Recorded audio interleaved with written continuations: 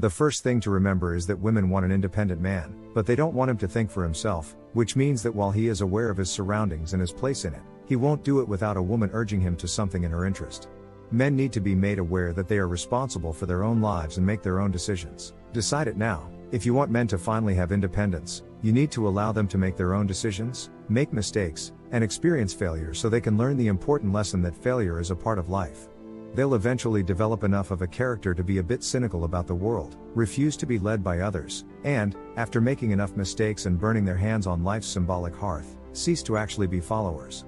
The real problem is, I know several blue drug husbands who blindly obey their spouses. Many of these individuals are self-sufficient and able to handle a job and other responsibilities. But the way their brains are wired, a woman controls her hormones. Therefore, if you really want a person to be independent, you have to adjust his operating system. So many people are preoccupied with technology and its potential, but unless one's mind is properly wired and programmed, one will never become autonomous. Everyone understands the concept of mgtow. I guess philosophy is just a fancy term for operating systems or human programming. In an age where life is more convenient than ever, most people have been trained or programmed to handle only small amounts of stress. Stay independent. To make a man independent, he must be subjected to harsh circumstances and trials, to cope with difficulties in a hostile environment. Autonomy means thinking fast on the spot. I'm not talking about being really smart. I'm talking about simple things like lighting a fire. You could take a boy camping in the woods and have him start a fire with an axe and some matches. Don't help him. Instead, let him use his imagination to come up with a plan for starting a fire. This will encourage him to creatively solve life's problems. There are too many male-specific problems for which there is no one-size-fits-all solution. Therefore, it is important to teach young people how to come up with multiple solutions to the same problem. The young man has to learn to come up with his own solutions, though he personally can use them most effectively. Independence depends largely on your career choices. By the age of 16 or 17, most kids have important decisions to make, but they don't know what to do, even if they're good at it. Forcing your kids to study subjects they hate is a proven way to ensure them a great career and financial independence. But are they really self-sufficient? You are the one who decides to take this course of action. However, true independence will only come when they decide to follow their own path, which has promise and is financially worthwhile for the best effort. Decide for yourself what you want to do with your life and be prepared to deal with the negative consequences of it. For example, growing up, I knew I wanted to work in photography, video writing, psychology, and other arts, but none of this was imposed on me. I love it, and of course I'm good at these things. I use all of these skills every day now and it helps me become independent. Yet independent-minded men fear when we threaten the power structures of women in the corporate systems around us. Our instincts, whether it's our instinct for female approval or our desire to work hard and accumulate resources, are the main drivers of what we call independence. Throwing independence to women is the true meaning of independence. However, you can enjoy your own rewards through autonomy, gathering resources, and independent thinking. When we realize that the only reason we are independent is to attract women, the idea of showing the world our so-called independence becomes a joke.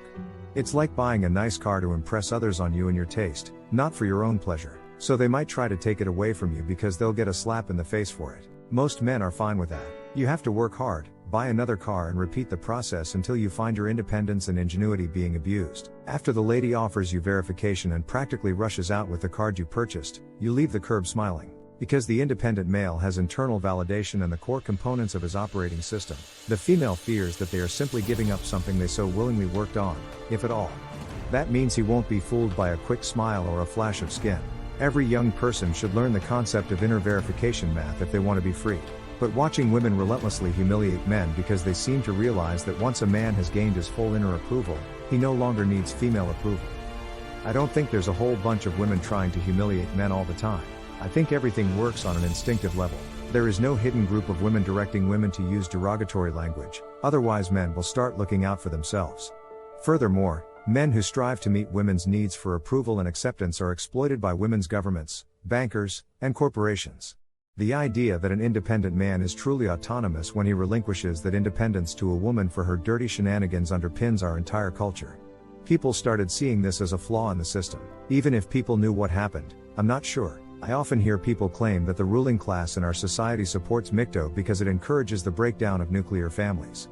It does more than that, however, it encourages the breakdown of high-paying marriages between men and women. Emotionally stronger men with inner approval don't have to spend their 20s racking up debt to acquire a luxury car that women can live in comfortably. You don't have to work multiple jobs in a row. I believe that because this paradigm has been around for so long, very few people know about it. It is believed that things will stay the same, that men will always be after real women. It seems to me that no one really believes that men will ever be independent. Both independent of women and their responsibilities as protectors and providers. After all, that's who we are. But once this need for female approval disappears, the function of provider seems to disappear as well. Only in this way can a man be fully independent. Anyway, that's all for today. Don't forget to like, comment and subscribe my channel. It inspires me to create more content for you. Until next time, stay noble men.